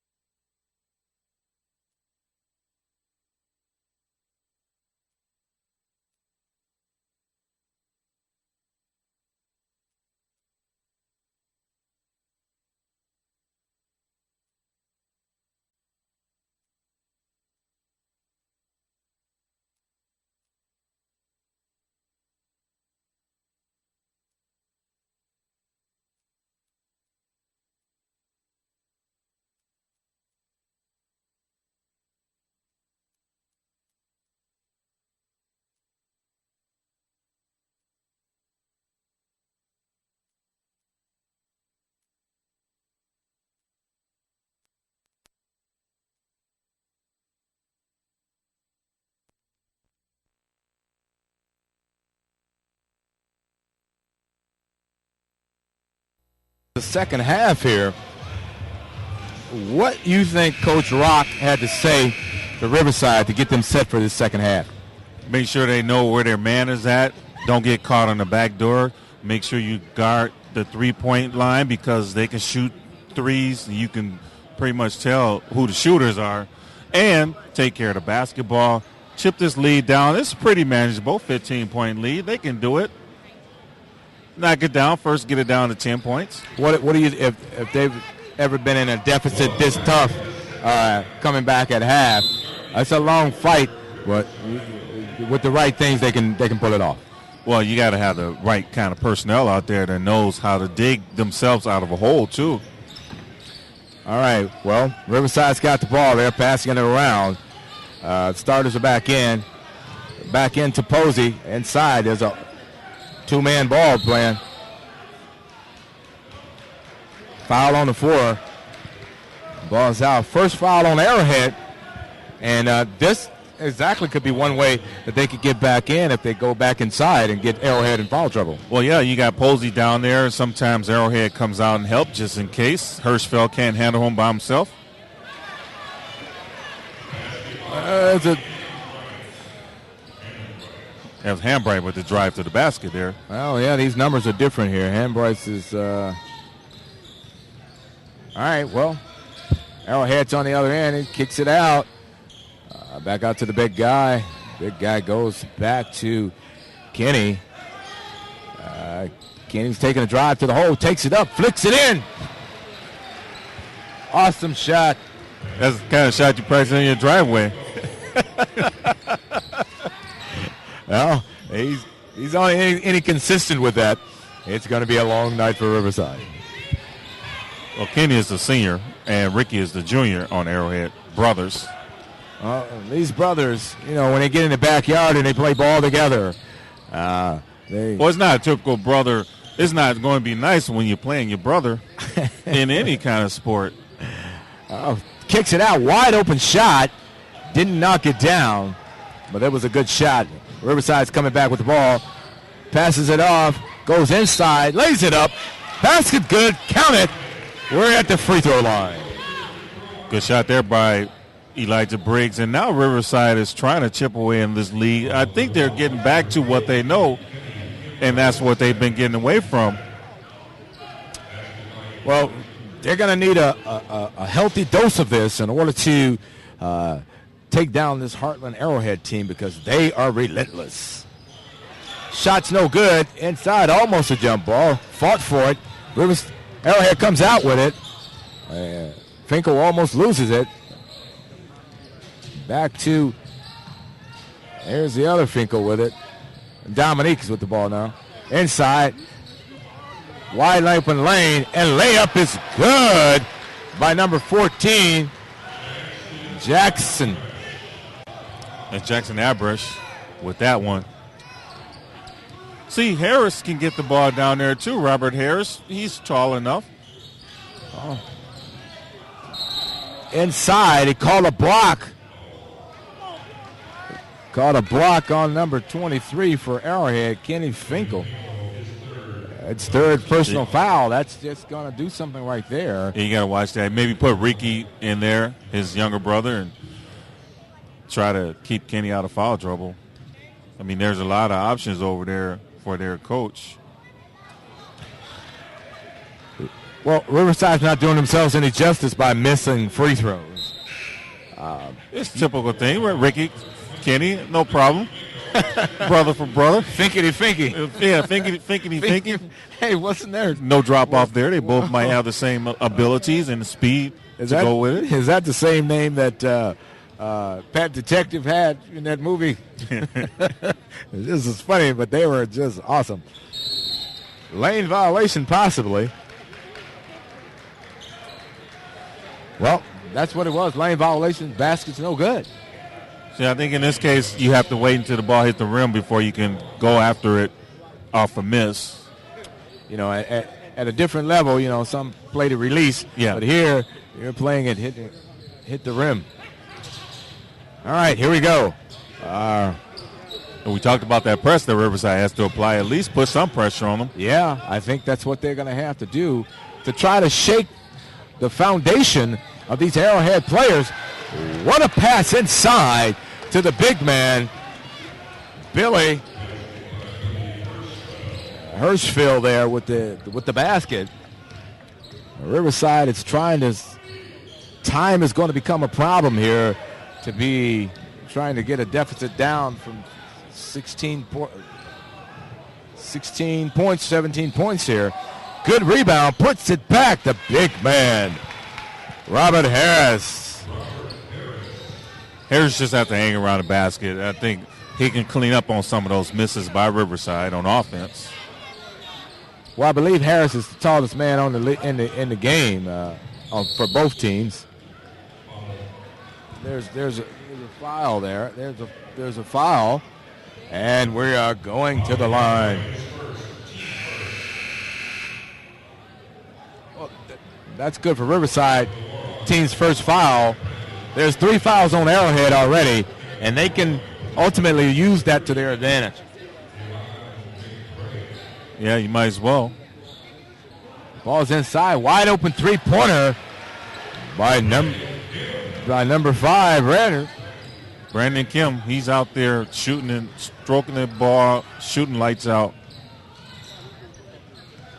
Well, Riverside can't just simply answer basket to basket at this point. There's a steal by Kim, going coast to coast. Decides to pull it up, take it out, kicks it out. It's number 2. Takes it up, and it's good. Dominique. Yeah, Tatarillo is just if he was bursting through the line, getting 10 yards. He's got that running back mentality. You got to have contact when you're running back, so he's drew the contract on Riverside, and he's got a chance for a three-point play. Well, he couldn't finish it with the three-point play. Scores right now 18-37. 4 minutes and 15 seconds left in the third quarter. Riverside's going to have to dig themselves in and do something very positive. We got a foul here off the ball. Well, actually, Harris trying to bully himself up against Brandon Kim. A size disadvantage for sure. Kim's following Kim. Kim. Brandon Kim got Brandon that foul. Kim. Okay. Foul away from the ball. Well, Riverside got to do something here. They're down quite a bit. And see, there's no movement on Riverside. It's like, what do you do? What am I going to do? It's like an NBA game. You just have one person go to the basket and everybody else stand around watching that player go to the basket. When do you feel a sense of urgency here? Right now. There's a rebound by Kim. This guy is playing like he's on a mission. He's driving to the hole, kicks it out to number 20. 3-point shot. No good. Rebound by Harris. And we're going the other way. Oh, standing out there with the ball. Number 30 kicks it back. They're taking quite a bit of time to get in a set to take a shot. Well, yeah, I don't think everybody on this team played in the summer league. So, of course, I'm talking about for Riverside. So, of course, you're going to have that problem of continuity issues and chemistry issues. Well, team thought they had a travel there, but end up with a blocking foul on 33. Robert Harris picks up its second personal foul.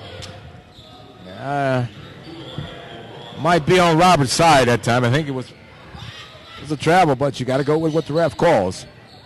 All right, Arrowhead's back out with the ball, getting set to do their thing. Passing around. There's Kim with the ball. Takes the lane. Kicks it outside for the three-pointer. It's good. Like I said, Riverside's got to extend their defense out there. You got 4 guys beyond the three-point line just waiting for a guard to drive down the middle and kick it back out for some shooters who are ready to stroke the ball. Well, Riverside is learning a lesson here tonight. Of course they are. Shot's no good. Arrowhead gets the ball, brings it up. Guys are really moving quick. Good pass inside. Broken up by Riverside. Missed a fast break opportunity there. But then now they slows it up and I just don't see the urgency from Riverside in order to try to get points. They need them in bunches right now.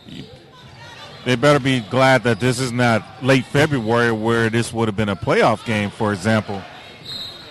Half of the people would have been walking out the building. That's a very, very senseless foul by Dixon there. Unnecessary at this point. There's some frustration. Riverside don't expect to be in this situation where they're blowing out the building. 22 points down. Still time, though. They just have to chip away. Well, you want to try to make it respectable, as you don't give up and with a heart and you keep playing. That's where you get your respect and you get to keep your head up and fight another day. Well, Arrowhead's with the ball. Kicks it out again, wide open on a three. Doesn't take it, picks it up, passes it again. Back out to, there's number 4 with the ball. Seems like almost a turnover, but not good enough. You have at least 4 guys right now beyond the three-point line for Arrowhead.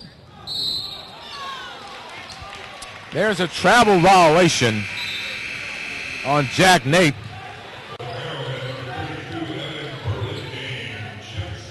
Well, I would sure like to see Riverside play King. The last time they met in the second round of the playoffs, and it was at King. They had to stop that game with about a minute, 10 seconds left because both players from both teams were getting really testy and about to fight, and referee just called the game off. Well, at this point, the way Riverside is playing, I don't think they want to meet King at this point right now. Now, you saw King played the night before.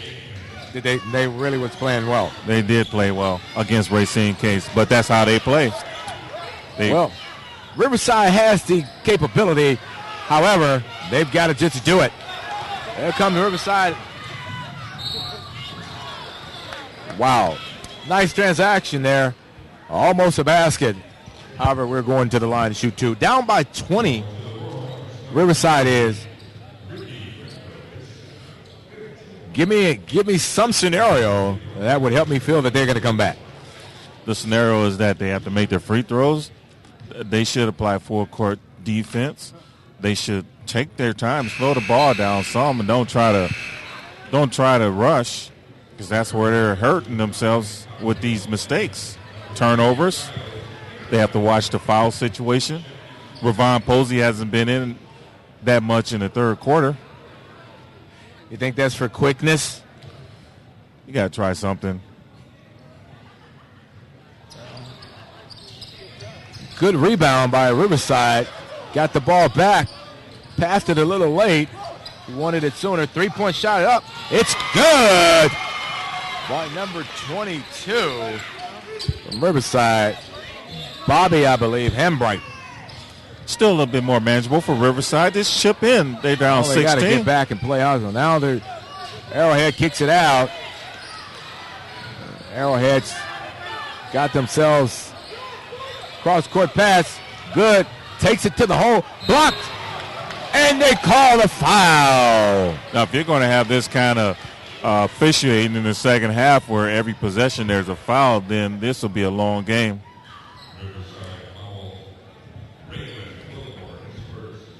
Raven Wilborn foul, number 20 for Riverside. Raven was just up there playing good D. Unfortunately, he got called for the foul. However, it's a missed shot at the line from Arrowhead. Well, at this point, up 16, Arrowhead needs to just do what at this point to keep themselves there? Make sure that they take their time a little bit. They have a clock. There's no shot clock in high school basketball. Call a timeout or something. All right, Riverside got the ball back. No, they didn't. Well, it seems like he talked the ref into calling a jump ball, but he did get tied up. Right. I mean, Hambright, if he was smart enough, would have called a timeout, and they would have kept the possession. Kenny Finkel comes in or out. Kenny Finkel was back in, number 23. Number 4 takes the ball out. Is that Rick Finkel? throws it to his brother.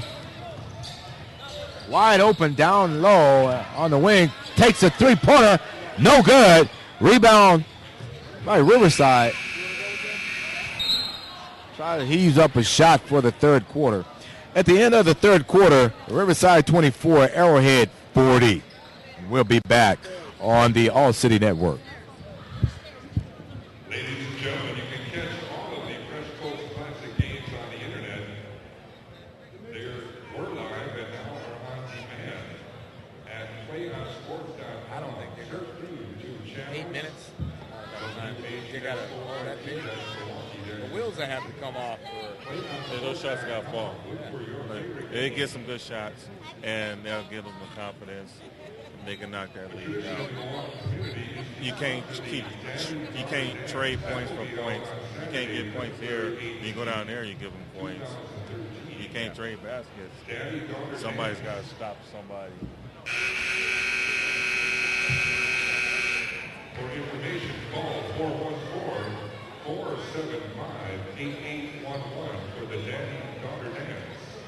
475-8811.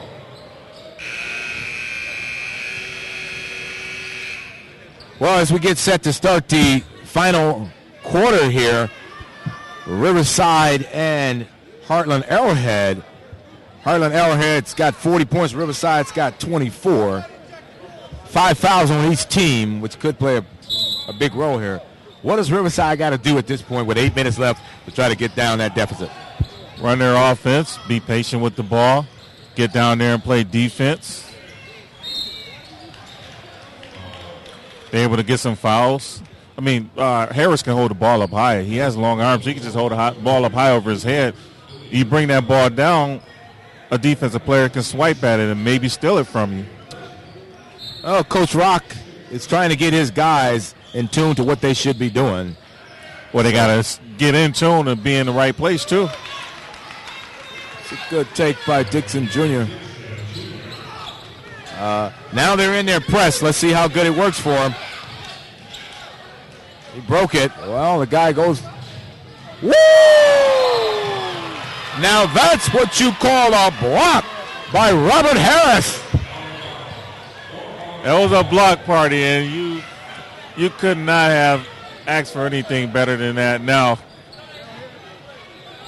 oh, that's just one block. Let's see if he can do some more defensive plays here. Well, he's back to back court. He's going up, going all the way to the hole, kicks it out, drives it into the hole. He goes for another swat, but misses it. And we're moving back down the court here. Riverside has really got to put up points and bunches right now. This is as quick as an Arrowhead team as I ever seen in recent years. I mean, the year that they won their state championship, they had a big guy. He was stand just like Harris, but he was also 7'1". You could throw that ball down there anytime. But now they have smaller lineups, so they have to be quicker. Well, what type of advantages are something that Coach Rock is going to have to take advantage of in order to get some defensive plays here?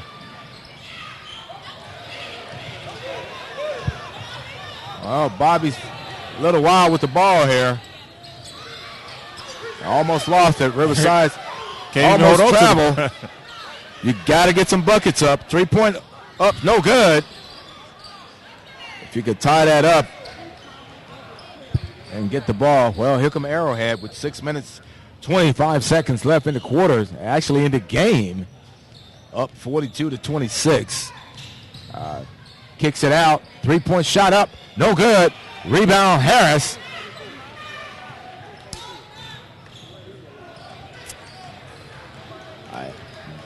One of the things, what about a foul and catch game? Try to take it to the hole to get Arrowhead in foul trouble. Well, they should do that, but they're not. Arrowhead is packing it in. Riverside has to space themselves out. Well, it's a big shot by Robert Harris. Hits hard off the backboard. Arrowhead comes away with the basketball. Right now, any advantage you can take to stop this clock, which they could get into a 1-and-1 with one more foul from Arrowhead.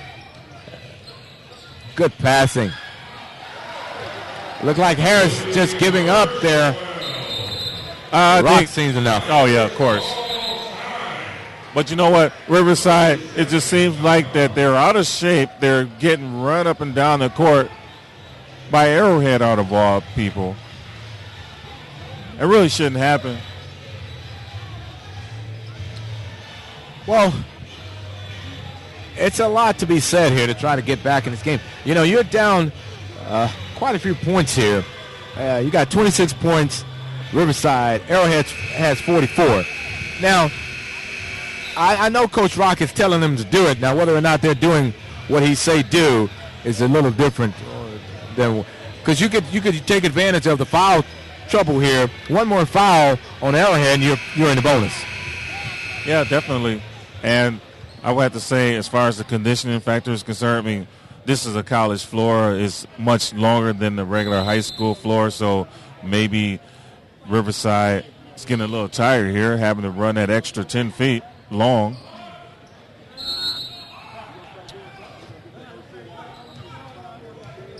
Well, Riverside's got the ball. They're bringing it up, and with an 18-point deficit, they're going to have to put some points on the board here and put them on there fast. 3-point shots up. No good. Rebound, Arrowhead gets it out. And these guys are... That would be a travel. Oh, they call a push. That was a push. That was a legitimate foul there. Well, see, here's the thing. Arrowhead is packing it in on defense. Daring Riverside to shoot from outside. They start making those shots. Arrowhead will have to come out a little bit farther. But as long as Riverside misses those shots, Arrowhead has nothing to worry about.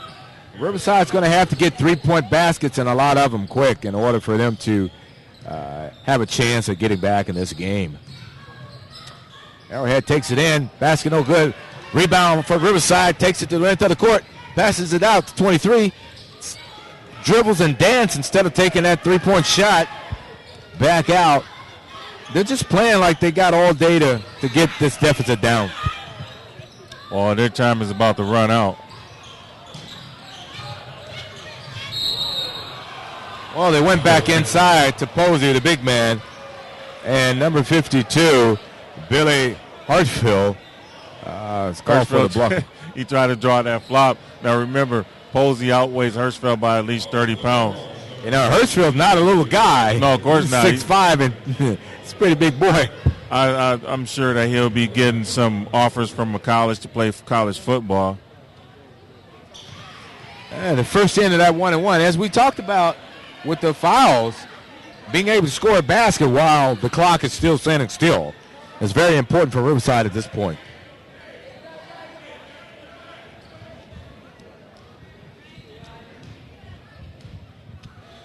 Well, Posey's at the line shooting the second shot of 2. Posey makes them both. The big man's got a nice stroke at the line. Yeah, he does. Okay. Oh, they're trying to stop him on this press deal here. Arrowhead breaks it, gets it across court. Almost rips. Good ball handling. But all Arrowhead has to do at this point is just keep the ball and keep Riverside from scoring. Well, it's good for a team like Arrowhead to play a quick team, an up-tempo team in the city conference because they won't see that much quick action not in their own conference. Well, discipline from your suburban teams, and we talk about this every now and then in terms of suburban teams in terms of their discipline with passing the ball, making a good shot, those kinds of things. But when you got your urban teams, it's a little more harder to. They let their friends sometimes dictate how they play, or how you try to do what you coach. You got to stick within the confines of what the coach has set up for you. Well, look like we've got a foul here. Posey's going back to the line. Still 18-point deficit here. Yeah, it's pretty much over with. You go back to the drawing board. If they videotape, I'm sure they should have somebody videotaping this game, and then they can look at the tape and see what they need to work on. But don't count Riverside out, because I think they will get it together and be a force to reckon with in the city conference. The big man definitely has a beautiful stroke at the line. It looks good. I think Coach Rock is trying to work on a couple things here for future situations. This is a very good test for them in terms of how to play a team that they thought wasn't quick, but going to have these type of opponents. Well, you don't see too many teams like Arrowhead have their shooters out there ready in a position to shoot either. They're driving toward the middle of the basket.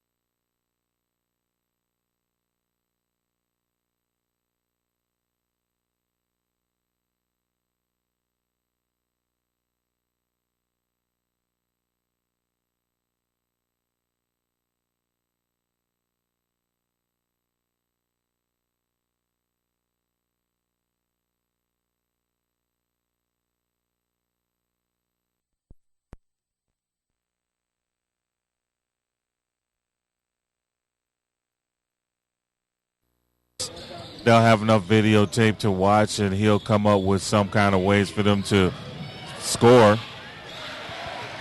Wide open under the basket. Kevin Rigo for Arrowhead. Riverside takes a three-point shot. No good. Rebound by Arrowhead, and they're going the other way. Ball's knocked out by a Riverside player. Coach Rock is making a substitute. Almost everybody from Riverside got in the game, so the rotation is pretty regular, but it might change as the season progresses. Instead of putting 10 or 11 players in there, it might have an 8-man rotation. Well, here we are. Arrowhead's standing out here. You got to D that up, or else he can just stand there and the clock will run. With 2 minutes and 15 seconds left in this game, up by 20. Arrowhead feels like they got it. Oh, there. Kim throws it in. Good layup by Kevin Lever. Assist from Kim. Shots up. Wow. Posey puts it back in. And Posey, for a big man, can move up and down the court. He's moving very good. He's got a nice stroke. I like his shot. Good move. They're throwing the ball rotate. Bobby's got to trap that. He's got to run over there and trap that.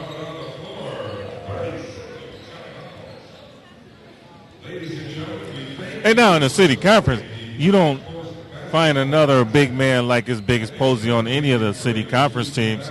So Posey would be the biggest guy on any city conference team.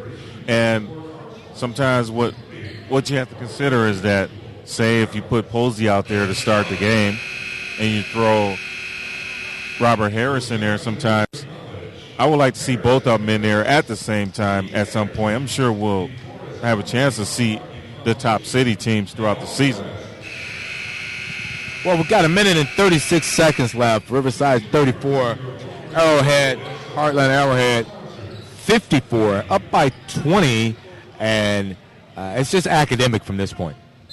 Yeah, once they put their foot down on the gas, Arrowhead never let up. Well, Arrowhead's taking it back out. Going to give them a courtesy. They're just going to run the clock down here. Riverside could have some things they could work on here. Trapping the ball. Good hands in there.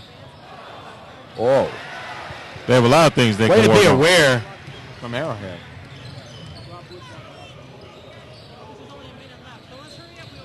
Well, Coach Rock could be using certain plays at this point. And he probably is telling them, okay, we're going to work on this, we're going to work on this. Tape can tell them a lot of what they weren't doing. Yeah. And as you alluded to earlier, Coach Rock is going to have some good footage and some good things of what not to do, quite possibly, in order to show his team how he wanted it done. 35 seconds. Riverside's down with the ball. Three-point shot is up. It's away. It's good from number 23, Brandon Nick Collins. There's a steal. Oh, threw the ball away. Bobby Hambright. Well, one of the things that Tyrone Lewis do not want you to call his team is a rebuilding team. Okay. They lost about 4 or 5 seniors last year, so you can't call it a rebuilding team. He won't accept that term. Well, I know, as I alluded to earlier, Rock is a tough guy. And he's going to build his team and show them where they can help themselves. Good steal. It takes it to the hole. And one. With 1.1 seconds, 39 points here, and he can at least get it down to a 16-point game. I would have just let that one go and let the clock run out. Well, there's never no fight. I guess these guys still got fight in them. So, and losing by 16 as opposed to losing by 20 might be. Oh, was that a 1-and-1? Game's over. Final score, Riverside 41, Arrowhead 56. It was a great game. Arrowhead got off to a good start. Riverside had no answer for them, and it was too late for them to even try to mount a comeback at this point. Did they make the right adjustments at halftime? It just didn't work. No, it didn't work, not this time around. Okay. And so Coach Rock Lewis is going to have to go back and figure some things out. We're sure he will. Riverside will be back doing